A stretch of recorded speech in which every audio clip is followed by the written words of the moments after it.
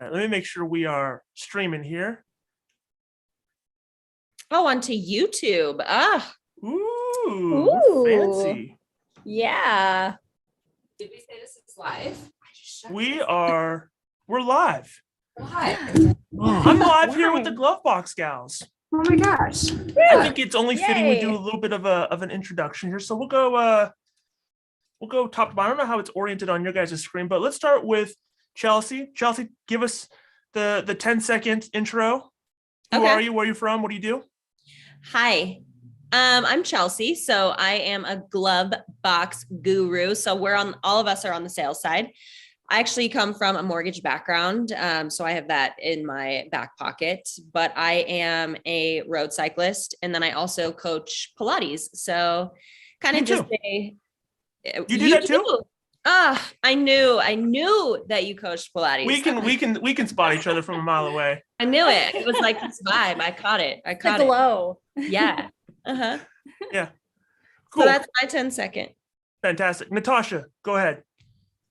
Yes, I'm a Glovebox guru. I'm also a touring international, I guess, pre-COVID stand-up comedian, founder of my company, mybreakupregistry.com, and an executive producer of NPH Comedy Productions and a brand partnerships master. Can you tell us a funny joke? No, Okay. No. But you did tell us about that cancerous one. Yes. That was the joke beforehand. A very infectious joke. If you tell anybody you're a stand-up comedian, the first thing they want to know is like, tell me a joke. I know. Well, and it just isn't, if it was the 80s, probably everybody had like zingers and stuff, but things are a little bit more articulated now into long form. So yeah, I'm a fan of the zingers. All right, let's go to Glovebox HQ. Ladies, go ahead and introduce yourself. Hello, I'm Danielle Driscoll, another one of your Glovebox gurus, originally from Cleveland, Ohio. Although I don't teach, I am also a certified yoga instructor. I also attend Chelsea's Pilates classes, which are the best Pilates classes ever. They give me life. And so I appreciate her very much for all things. And so happy to be part of this crew. Seriously, the best crew ever. Cheers. Nice. Drink to that one. My name is Nicole, Glovebox guru, number 4 today. Denver, Colorado born and raised. I have recently entered into my professional career.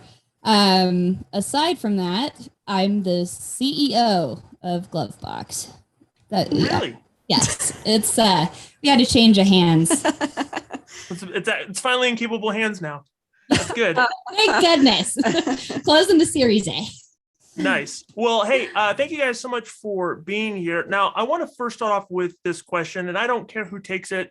So if you guys want to decide the round robin here, I was thinking about this earlier. I have an 8-year-old son. He's about to be 9 years old, and he's at that age where he asks questions. No matter how much you try to articulate something to him, he wants to ask a follow-up question because he doesn't quite understand, or he thinks along a different line, different path. His frontal lobe isn't fully developed yet. So I have to always give things the test, and his name is Liam. I say, I want to give this the Liam test. I want you to explain to me, as if I was 8 years old, Glovebox. If someone says, like, what is Glovebox? How do you answer that in a way that makes the most amount of sense? For an 8-year-old. Definitely. Well, I'd say it's an app for your agency that lets you get all of your tasks, action items, service done as a client, just like you would with your banking app or any other app that you use to manage anything else. So layman's terms for that one. Okay. Does anybody else have anything they want to add on to that, or be like, no, that's a dumb definition. Here's how I would do it. No, not a dumb definition at all. I would say if we are targeting an 8-year-old audience, I would say Liam. Those are the best buyers, by the way. Yeah. They have the most buying power. I would say, Liam, is your mom or dad available so I could chat to them super quick? Then I would go in and say, we are an app that can also be just on your computer, where you can access all of your insurance documents. You can access your ability to pay a bill, to make a claim, and then also the man or the woman that issued that insurance is going to be so much happier because they don't have to be bogged down with a bunch of calls, emails, questions. It all gets funneled and everyone gets to go on their merry way, happy, fulfilled, and doing what they love, which is not servicing their insurance. Fantastic. When I was talking to, I was probably, I don't know, it could be anywhere from 4 months ago to 12 months ago at this point. I don't quite remember, but I was in Denver and we were doing a demo. It was me and my partner, Will, and we were in Denver doing a demo with Ryan, Sean, and Andy of Glovebox. And we were doing kind of like a mutual demo. And the way that they explained to me, I thought was so awesome. If you think about the agency, and I'd like to get your guys' spin on this as well. If you think about an agency, you have really two halves of the pie. The first half, and this is stuff that you need, like you just got to start doing. These are table stakes. The first half of the pie is things like internal agency stuff, things that make the business run, make the business effective, make it work. So you have things like an agency management system, a comparative rater, a CRM. These are internal agency functions, things that everybody in the agency has a hand in. It makes it work. And then you have the other slice of the pie, which is it makes up the same half of like importance, and that is what you're doing from a client experience standpoint. How are the clients engaging with the agency, the brand, the company? How are they satisfying their needs or solving their problems? Right? There's an experience aspect to this, and this is something I've heard you guys talk a lot about from a company standpoint in client experience. When we say client experience platform, can you boil that down and tell me and kind of articulate what is it that you guys think in it when you think about client experience platform? That is your external facing technology. So the technology for your clients to be able to self-service and better connect and engage with you at the agency. Okay. Not internal facing, as all the other technology has been that's existed thus far. Yeah. Why does that matter? It's keeping our clients facing us at all times and not facing the carriers, which no one wants. It is providing more accessibility, ease of use for our clients. They don't need to go looking for us when they do need to get in touch. Hopefully they don't need to, but when they do need to, they don't need to try to remember who you are or how do they get in contact with you. And then when they do need to pull those policy docs, ID cards, very, very simple to do that very quickly. And again, reducing that service burden off the agency's plate. So it's an incredible fit for everybody involved. For both Anybody have sides of anything it, I would say that it's like an insurance wallet for the client in their pocket. They can access their agent just through easy breezy interactions without having to wait on the phone. I mean, that's what kind of sells it to the client. For the agent, any type of production, because I mean, I've worked in other types of production as well with like TV and film and such. A producer's job is to do things behind the scenes that are really taxing and nobody else wants to do, and present it all as if nothing's going on. Everything's just easy out there. And so that's what this is allowing them to do. It's like that shield that they get to operate behind, where they can do all the taxing, annoying stuff and just present this ease of use to their clients. You go about your day, we'll save you a bunch of money. I'm over here sweating. Your life's going to be a little bit easier, and so will mine. Yeah.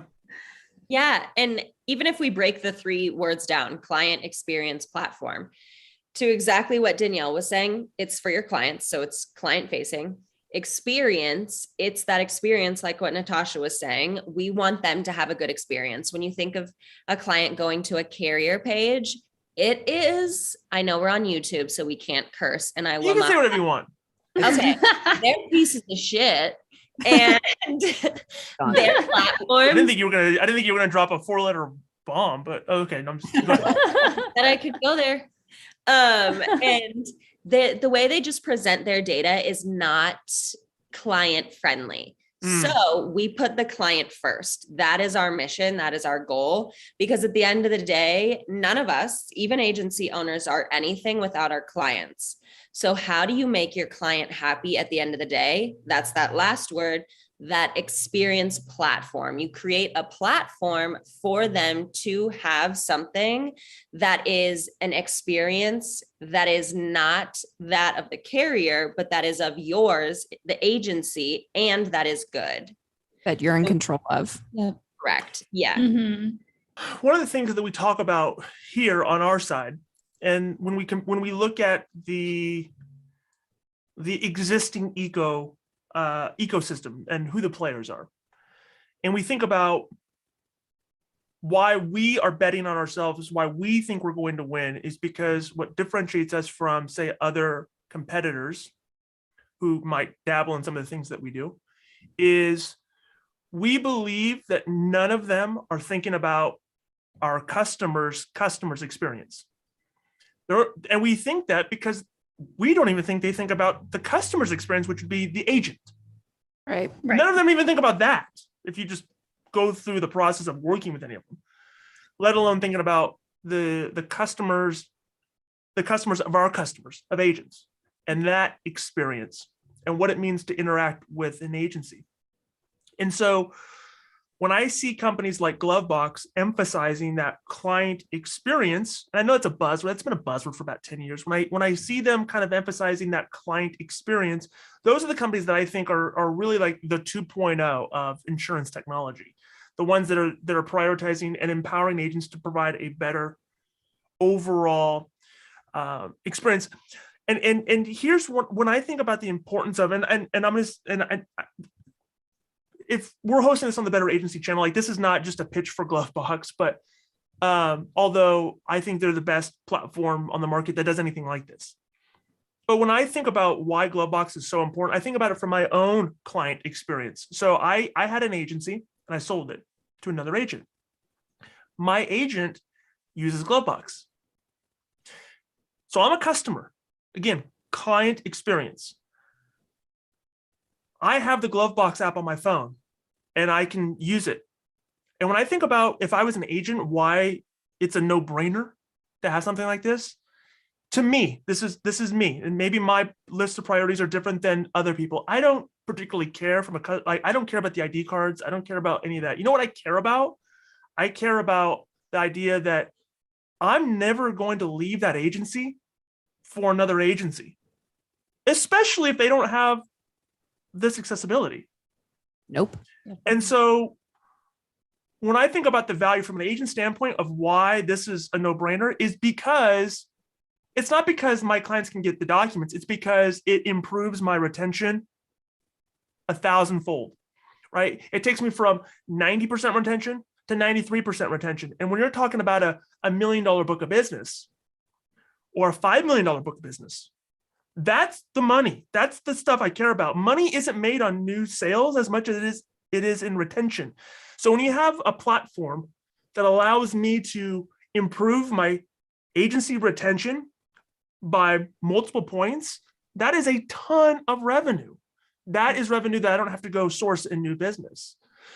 And so when I think about the value of like why this is important is because from a customer's experience standpoint, I'm not leaving that agency. I'm just not, because I don't want to lose out on that connectivity. Do you guys find that to be, do you guys see anything when you're working with agencies where you go, they came to us on January 1, their retention was X. Over the course of 6 months, 8 months, 9 months, 12 months, 18 months, their retention went to Y. Do you guys have any sort of metrics or data that points to that being the case as to what I'm articulating being kind of working out in real world scenarios? Yeah, We sure do. definitely hit the nail on the head with that as far as, agencies oftentimes putting an emphasis on generating new business. I see that a lot when I'm visiting agency websites, is that without a doubt, every single time there is a request a quote button, but it's pretty rare to have a whole section on your website for your client's policy management or policy experience post bind once they actually become a client after they request that quote from you.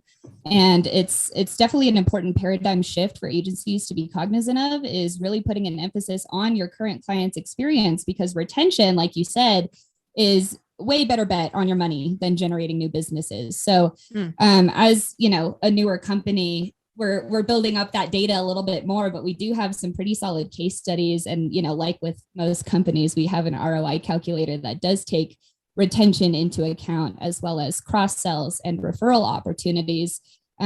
Because, you know, you as the agency, you're that brand. So if you're sending clients out to carriers, you're kind of taking a more hands-off approach to that. You know, what happens when they're ready to refer you to their mom or their friends or family? You know, they're thinking about travelers, let's say, instead of Mike Jones, the agent. So perfect. Love how you brought that up. I think to me, that's all I would run with. I would just run with that all the time. If I'm talking to an agency owner and I'm trying to sell Glovebox, I'm telling them, yeah, that stuff is all cool but the reason why you're going to want this is because it's probably going to make you an extra $300,000 in retention revenue. That's why you want it.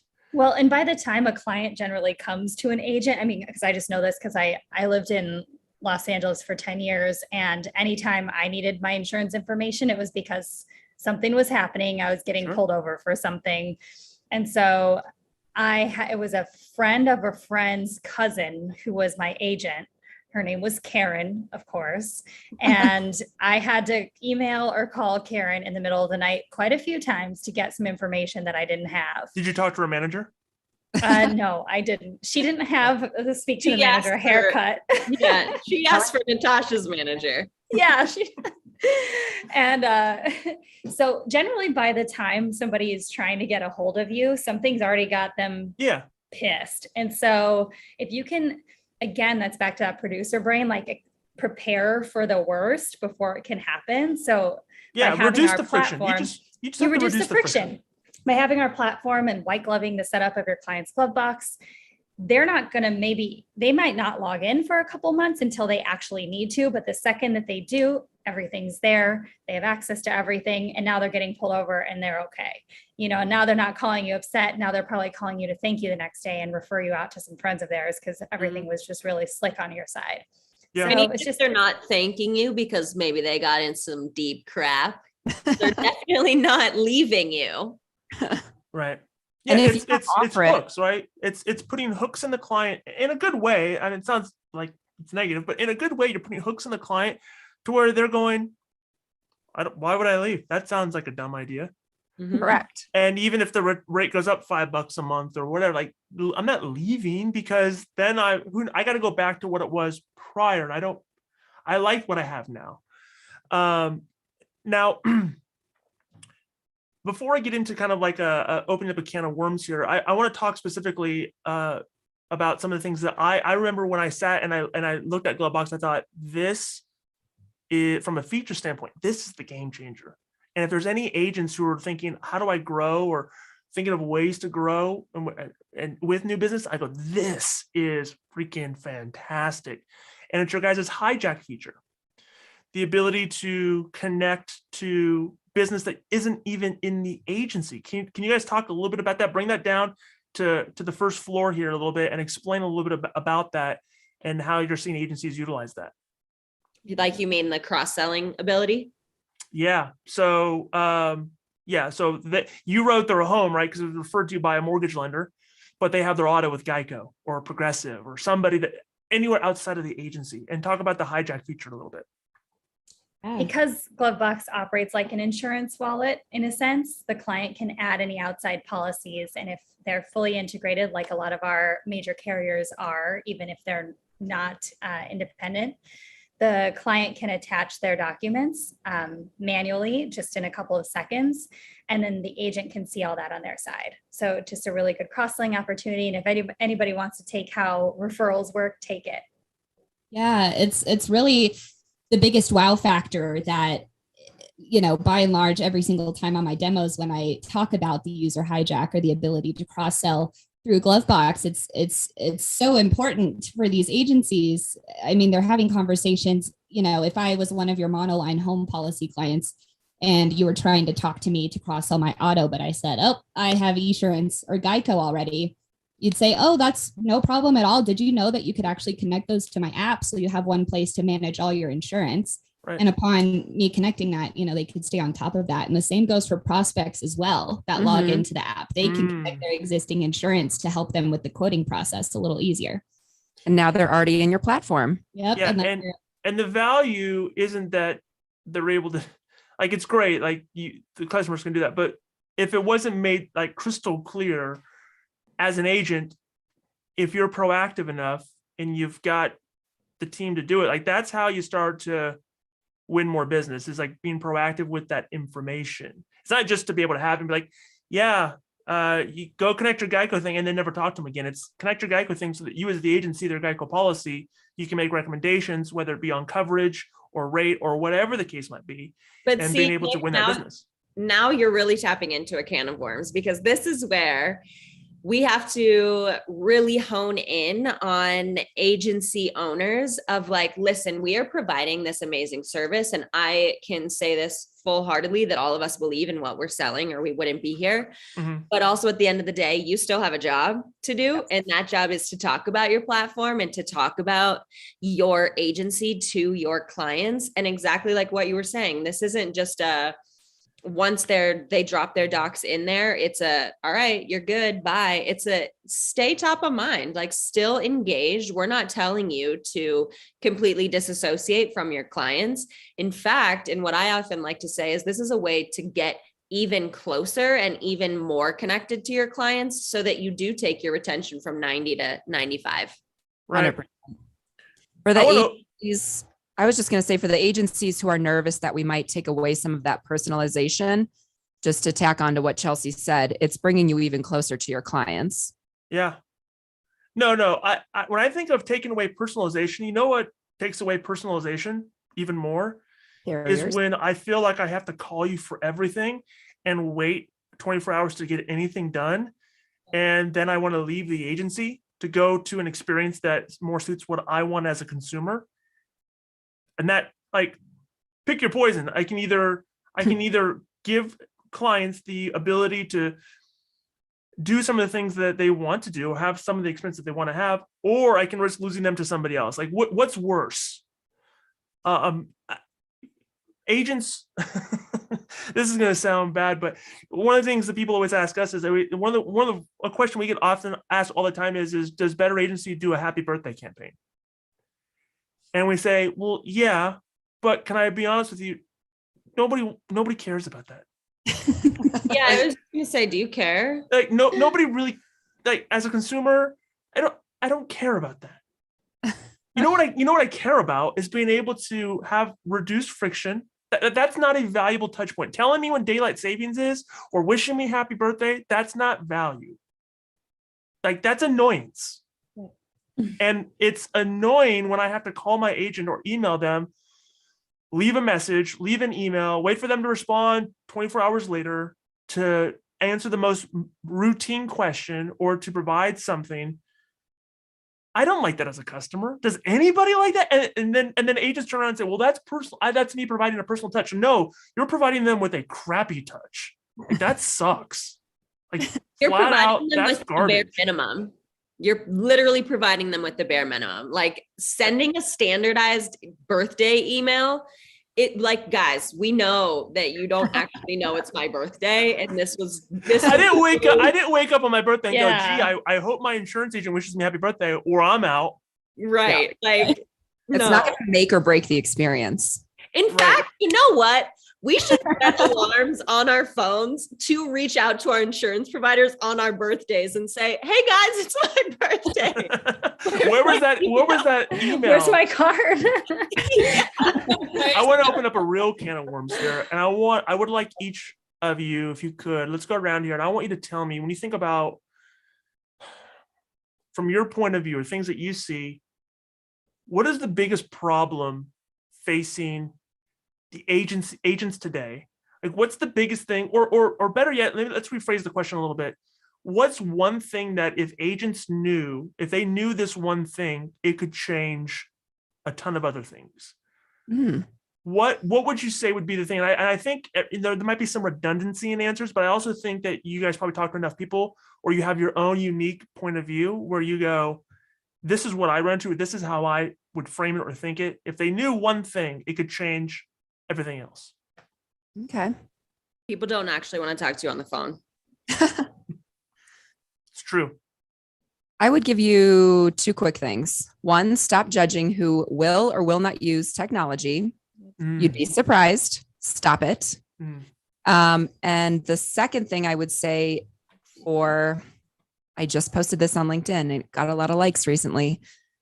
You are already wasting time and money on, the tier 1 service tasks, right? So for agencies who are like, it's expensive, or we need to, maybe plan this further out into the future so we can budget for it. That money and time is already going out the window anyway.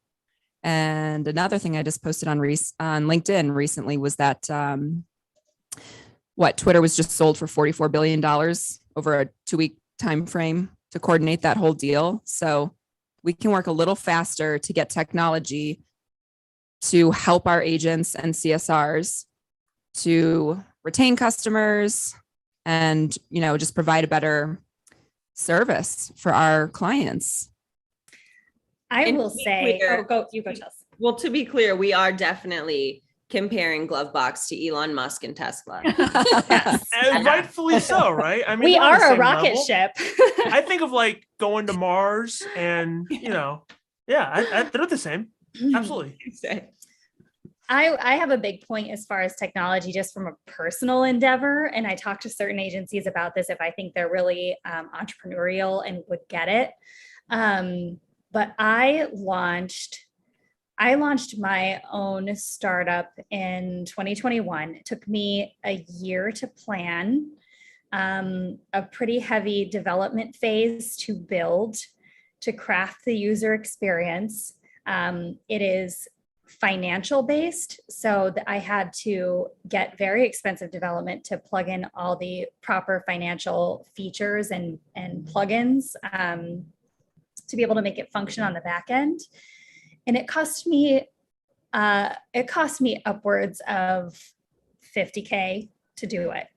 And every time I need updated development, it costs anywhere from $1,000 to a couple $1,000, even if it's just a couple words changed or a few buttons. So anybody who thinks they're going to save money by going a cheaper route is getting an inferior product that is only going to cost them more money over time because the development isn't behind it. They don't have their own team of developers. And to build what we've already got is ridiculously hard and nobody's doing it. So for a nominal cost, you get to outsource our dev team. You don't need to Right? wheel. We invented it for you. You're welcome. Yeah. I don't know. I obviously echo what everybody said, but That's not allowed. You're not allowed to echo what they said. echo redundancy time. So I would say, going off of Danielle's point, that's one thing that I notice a lot is that agencies leave out a big portion of their clients that would find value in using an app like this because they're focused on the smaller portion of clients who they think won't use it. So assumptions aside, it's like, hey, I hear that a lot. Hey, my older clients won't use it. And then I'm like, okay, we'll define older. Meanwhile, your older clients are watching Netflix on their phone and using the Chase mobile banking app. Yeah, my grandma sends me booking Instagram Southwest all day. flights on their phone. Gambling on their phone. Yeah. Exactly. They're fine. They've been playing Candy Crush for years. Glovebox would be second nature to them. So, that's a big thing. It's like, do not leave your clients out because you think that they won't use it. Because every time I ask the agency owner themselves if they would use it themselves, the answer is yes. So I'm like, there you go.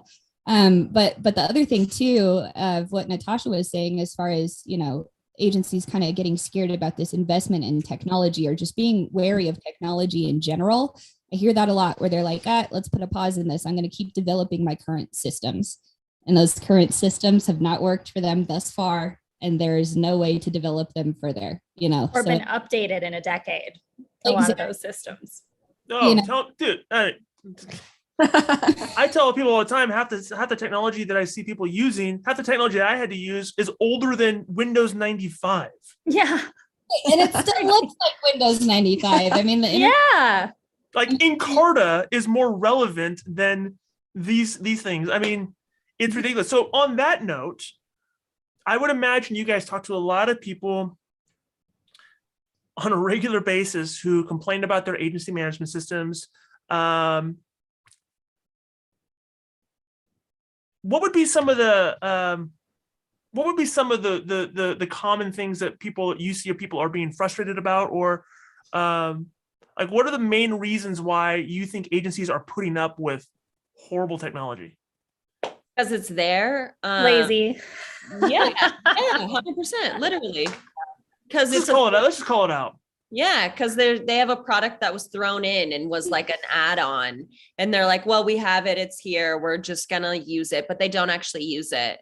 Like they'll have a client portal and I'll say, oh, I know you're using this client portal, and they're like, what are you talking about? And I'm like, Well, I have it turned on, but yep. And I'm Yeah. like, alrighty, let's go. Yeah. so many agency owners will tell me that they being stuck with an AMS system, for example, like even though they want to switch, they feel like they're stuck on a cruise ship. Like 3 people have used that terminology, and I was like, that's pretty epic. They feel like if they jump off, they're just going to get sucked under, and they are not. Yeah, there's know sharks what and to do. piranhas just waiting to eat them underneath. I'm like, well, grab a floaty and jump, my friend. I had somebody tell us, and I've heard this numerous times. People will tell us, especially if they're with like an older AMS. And when I mean older, I don't necessarily mean, I mean like their agency's older, like 20 plus years or whatever. So they've got 10 plus employees, et cetera, et cetera, et cetera. And they'll say something like, "Well, I know all my agency data is wrong, and I don't want to. I want to keep that skeleton in the closet still." It's like, well, that sounds like a horrible reason to do anything. Like you know, all the data you have is wrong, so you're just going to keep doing what you're doing, knowing that like you're basically flying blind. That's a really weird thing to feel or think. Yeah. So is it just laziness, or do you feel like there's like more of a fear component, or that they just don't know any better? Like why? We talked to somebody yesterday. They said they were paying $6,000 a month to one of these bigger AMS companies, and I thought, dear Lord, that seems like larceny in the first degree. That sounds horrible. Why is our industry putting up with this? I'd say it's just a lot of like current. It's the agency's expectations of like, this is what we got, this is in the system, and great, my AMS offers a portal. Now I have a portal for my clients, but there's a lot of things to consider with that. I mean, the big selling point for agencies offering their clients a portal is, of course, some sort of client experience, but also with the do you believe that to be the case though, or is it just to like check a box? It's very that on the wished us AMS happy side. Birthday, Nicole. They're taking a box, they're getting the happy birthday messages, and then their clients log into a portal where they see Accord forms and Ivan's downloads. It's confusing. They see AL3 files. Yeah, exactly. And then they mark it like, oh, the clients can pay a bill. And then, oh, wait, my agency didn't pay for the ePay integration. So now I have to go to the carrier site and I log into a portal that it's confusing. And it's a lot of the agencies thinking like, yep, we're taken care of in this bucket. We don't need to focus on it. But when you get them thinking like, hey, our client's using this. Let me check the adoption. Oh, 4 people have used it since I bought it 5 years ago. I feel like that's the way it is with a lot of technology. It's not that they want, I think the intent, like the front end intent is we want to solve XYZ problem. Maybe that's why we initially thought about buying that solution. But I think what it inevitably turns into is because people don't put together a strategy for execution or implementation, it just becomes like something that we just check the box with, like, yep, we got that, but they're not really using it. And I can see Glovebox being a perfect example of something like this, if that they don't put together a strategy for how they're going to continuously roll it out, execute it, iterate on their own process. Like, hey, we tried doing this and let's see if we do XYZ different, then maybe that changes something. Do you guys go through that with people? Do you say, hey, like these are the best practices? with using that thing Yes. to where you don't just feel like you're donating money to Glovebox, Mhm. but you're actually getting results with it. This is how you should think about rolling it out. This is what you should be doing at the 1 week mark. This is what you should be doing at the 3 week mark. This is what you should be doing at the 3 month mark. This is how you should be putting processes in place for all these different mile markers along the customer journey to make sure that people are getting the most out of not just our technology, but all of your technology, so that it all kind of works together. Do you guys work with agents to develop that process or strategy? Oh, yeah. 100%. Yeah. We have a Yeah. whole team for it. Mhm. And this is a partnership. Exactly. Yeah, And at the They stay end, with us. yes. Okay. Well, let's talk a little bit about, and we'll kind of wrap this up here. We'll kind of land the plane just a little bit, or land the spaceship for Glovebox terminology. What's next? What's on the horizon? Like what can agents start to look forward to? I know one thing that I've heard agents talk a lot about is their anticipation for commercial. And I always hate that. I want to preface that. People always say like commercial, and then you ask them what that means and they can never really articulate it. But tell me a little bit about like what's on the horizon with you guys. Yeah. What Who is- wants to go? Say that again. I said, who wants to go? You do. Okay. I'll give the first little bit and then everyone else can fill in. I'll just tag on to commercial. So with commercial, so we don't support commercial lines right now. And we are, you guys, I'm hesitant to give any sort of date because we don't have a Yes. date. That's But we- how it works, by the way. If regardless of like if a developer says XYZ date, just know that it's not that date. Correct. Mhm. So we're told like within the next 30 days, our commercial lines platform is going to be launched, and everyone's like, what does that look like? We're not sure yet, but we do know that it's going to be very similar as to the workflow that we have with personal lines, just obviously supportive of that commercial division. Cool. Well, That's awesome. There's a lot on the horizon, and without diving too much into specifics, we're really going to be, we're already a pretty complete client solution, but we're going to be even more complete on the agency side as it relates to all of the different workflows that they might be working with, whether that's agency bill versus direct bill versus certain quoting processes. The app is really plug and play as it stands right now. We are able to work super well with whatever you're using currently, but we're adding in some additional features that agencies are really looking for from ancillary services like live chats and whatnot, push notifications, just things that aren't available to them right now anywhere else. Nice. Anything else? Danielle, you want to tack on that? And I'll close out with the expectations for next year. Yeah. I don't think anyone touched on manual document upload yet, which is very exciting. You'll be able to manually upload and drop documents to your clients. So I'll go with that. I'll let you wrap it up, Natasha. What we're building towards in 2023 and beyond is a digital cross-selling marketplace. So we're going to have a lot of tools and capabilities for agents to be able to cross-sell, guide them into selling new lines of insurance that they haven't maybe considered, but always wanted to dabble in. And then the biggest thing for us too, I think overall, is that we're trying to build this kind of community and storyline where you can play nice in the sandbox and it lets everybody do well together. We're trying to integrate with as many smart other technologies as possible, hence you guys, build alongside of them where it makes sense, work congruently where it makes sense, and keep APIs open so we can attach as it makes sense. Trying to really teach people that, hey, you can change the way that this industry is functioning and you don't have to keep working in this old mentality. And eventually we're going to be a Web3 video game. So just kidding. Do you guys have like crypto and everything on the blockchain? Or Everything you can imagine.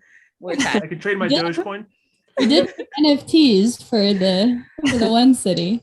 I was up reading about Web3 last night. My brain almost fell out. So Yeah, I just avoid that by not reading. It works out better. So here's what I'll say, and maybe we'll do a handoff here. You guys can tell us how somebody would take next steps to learn more. But here's what I'm going to say. The reason why I love Glovebox and I love what these ladies are doing. I love what, the whole team is doing. Ryan, Andy, Sean, everybody. And Adam's hilarious too. But the reason why I love what they're doing is their mission is very agent centric. You have billions of dollars of funds coming into our marketplace in the insurtech world. And a lot of the mission and focus of those companies and those fundraisers have been to try to displace agents or replace agents. They don't empower agents. They don't give agents the tools that they need in order to succeed. Here's the reality. Here's the stark reality. Customers expect more. They expect something better and different than what they got 20 years ago. The game has changed. The rules are no longer the same. When we can do everything that we want to do on our cell phone or on a mobile app or wherever, I can order food right now from Uber Eats and have it delivered to my doorstep. I expect a different experience. I have been conditioned to behave differently as a consumer. Your customers for insurance are no different. They believe they deserve the same type of experience that they get everywhere else. And up until now, nobody's come alongside the agent and said, we want to give them the tools in order to compete. And the reason why I love Glovebox's mission is because it resembles what we believe our mission to be. We want to help agents have the most amount of success. We want to help them compete in a different game, the game being played today.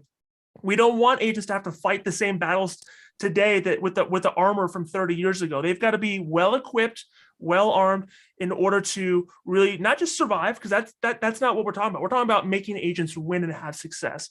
And Glovebox champions that cause. So it's more, to me, it's more than just a mobile app. The mobile app is just that's just the thing that you see. But really what it's providing is beyond the mobile app. And it's providing a layer of connectivity. It's providing a layer of self-service. It's providing a layer of transparency that they weren't getting anywhere else with their previous agency. And when they have that with you, they're not going anywhere else. Why would they leave? And so if you are interested in learning more about Glovebox, and you are a personal lines agent or you're a commercial lines agent that says, I want to get on whatever list I need to get on so that when you guys release commercial, I can be the first to know. Where can somebody go? What are the next steps that they should be taking, and how should they learn more or see more? Oh, yeah. Well, if you want the personal touch from us truly, we got all our names: Nicole, Danielle, Natasha, Chelsea. You just go gloveboxapp.com/insert name here. So we're gonna see who wins here. Oh yeah. Oh yeah. Just kidding. That's grade A for us specifically, but gloveboxapp.com. Okay. Gloveboxapp.com. I will also put a link to that in the description below. So if you're watching this on a replay, you know exactly where to go. Is there any last words, any parting shots, anything that you guys want to add, change, alter, or improve on before we head out of here? I mean, we just want to improve on the insurance space in general. So come hit us. Absolutely. Hop on the spaceship. We're here to take you into the future. Rock and roll. Well, ladies, I want to say thank you so much for joining and for taking time out. I know this is these are prime calling hours sometimes, so I appreciate you guys jumping on here. If there's anything we can do, just let us know. And if there's any questions, I'll if anybody comments down below in the comments and wants to know more, I'll make sure we get that to the right people. So thank you guys so much for watching. We appreciate you. We'll see you guys again on the next video.